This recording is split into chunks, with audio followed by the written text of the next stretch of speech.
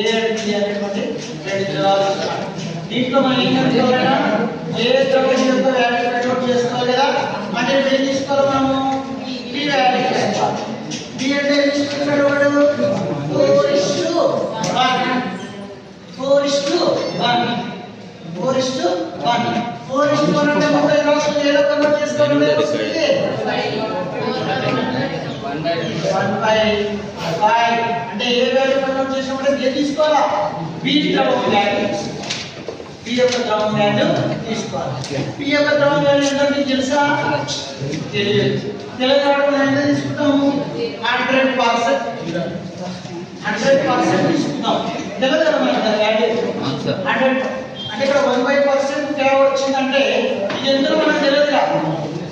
ఇది ఎంతనో మనకు తెలియదు టోటల్ ఇది. దాంట్లో మనకు ఏ యొక్క ద్రవం వాల్యూ ఈజ్ ఈక్వల్ టు 1/5 1/5 అంటే ఎంత పర్సెంటేజ్ 20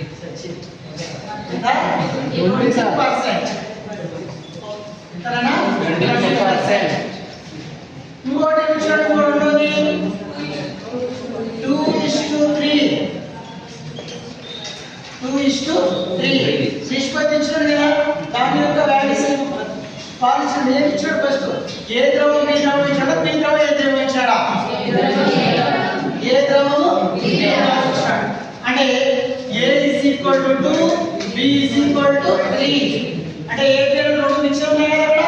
అప్పుడు మనం ఏం రాసుకుంటాం? ఓన్లీ బి ద్రవం మాత్రమే రాసేసుకుంటాం. దీనిలో కూడా బి ద్రవం ఈజ్ ఈక్వల్ ఎంత అవుతుందన్నా 3 టోటల్ 5 3/5 3/5 పర్సెంటేజ్ వాల్యూ ఎంత? 3/4 యొక్క 3/5 యొక్క పర్సెంటేజ్ చెప్పరా ప్లస్ 3/5 యొక్క పర్సెంటేజ్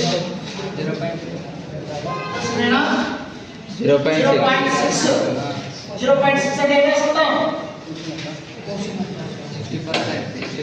6/10 is equal to 3 తో క్యాన్సిల్ చేస్తే ఎంత వస్తుంది? 3/5 చూడండి 3/5% ఎంత ఉంది?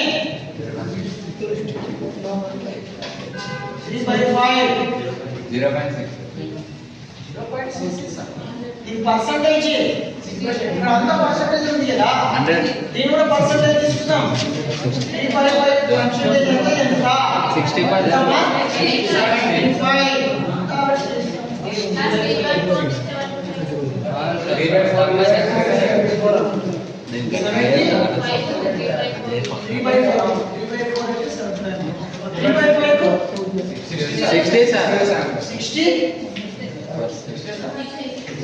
66 పాయింట్ సంథింగ్ ఉంది కదా.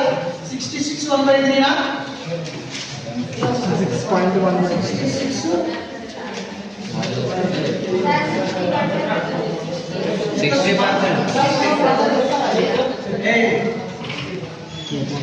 3/5 కి ఎంత పర్సెంటేజ్?